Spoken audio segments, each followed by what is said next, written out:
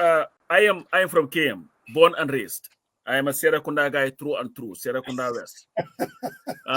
This is your last term, the last opportunity that you have to help us celebrate Gambians from Serakunda who've done great things.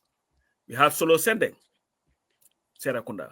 We have Peter Bono Johnson, former coach of the national team, coach of Serakunda West, played Serakunda West, did everything Serakunda West. We had Mark Job, the Birinjai of basketball, Serakunda. These are all people from Haddington. You stealing? Lived all his life in Serakunda, who've passed away.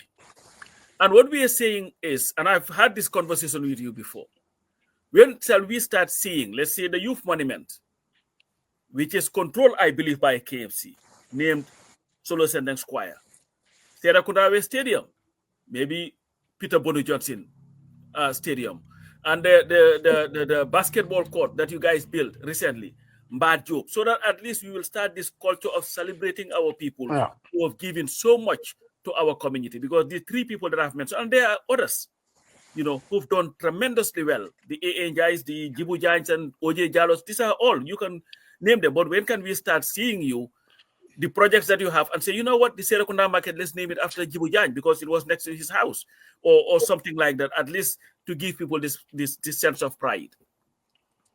Yeah, you've asked me this before. Actually, just last week, Tom Onsedi was telling me Solo Sandeng's birthday is January 1st, which is New Year's Day. And this is something that we are considering very deeply. I mean, it's something we've discussed over the years, but we would like to do several of them. There's a suggestion that even the library should be named after Master Danso. So there's a lot of talk around that, but certainly before I leave is something that I want as part of my legacy is to have certain monuments named after heroes from the KMC. And this is something that I will want to work with you personally as well, since you have such a strong knowledge. Although you seem a bit biased towards Serakunda, I would ask you to think of other areas as well in KMC. but I think certainly it's something that needs to be done. Yeah. Thank you. So, Mayor, I guess this would be the last question, and I'm going to do it a double whammy because somebody wants me to ask this.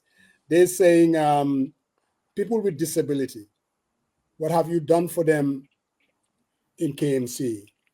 People with disability. The other question is, all the parties are talking about the youth vote, the youth vote, the youth vote, as if the youths are kind of monolithic group. You have youths that are from their formative years, maybe UDP, you have youths that are DOI, you have youths that are, so youths are not necessarily monolithic, but when you listen to UMC, the way they say it as if the youth vote, that's what they're actually going after. So can you kind of comment on that with this whole thing called the youth vote? But again, the question from that lady was about what Talib has done for people with disability. Right. So the disability question is a great question. We are the first ever area council I'm the first ever mayor to nominate somebody representing people who are differently abled. The first person I nominated was Ibrahim Akonli, who went to the USA for treatment, and he was replaced by Momodu Bahum. And then we sort of institutionalized their representation through our health committee.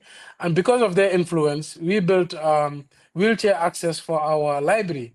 And in all our buildings now, we incorporate wheelchair access. Their influence has been great on our municipality, and it continues to be there. We want to also, hopefully, within UMC, create policies around people who are differently able on how we can get them better represented, and how government buildings and government infrastructure could take them into consideration, because they are an important constituent within the Gambia. And like I said, we don't say they're disabled, we say they're differently abled. Within KMC also, we've hired quite a few of them who work in different aspects of administration within KMC as well. So we've set the pace. I think we've done unprecedented things for them, which other councils are mirroring. And this is what we want to encourage. On the youth issue, youths are certainly not one voting bloc. However, they are the majority of Gambians and would constitute majority of voters in this coming election. as much as they belong to political parties, youth are more independent minded. Most of them would vote for a different candidate, even if they belong to a party, if they felt that candidate better spoke to the aspirations of youth. But majority of youths are also not aligned. Most of them are unregistered voters. A lot of them are going to be first time voters. A lot of them are independent voters. So I think, as far as voting blocks are concerned, they're the block that is not aligned mostly to any political party. And even if they're aligned, they could be talked to and reasoned to, because most of them agree that this country has neglected the youth population, and they have literally been left to go astray. Today, if you go through the painstaking studies of high school and then make it to university, if you don't drop out, you come out, there's no work waiting for you.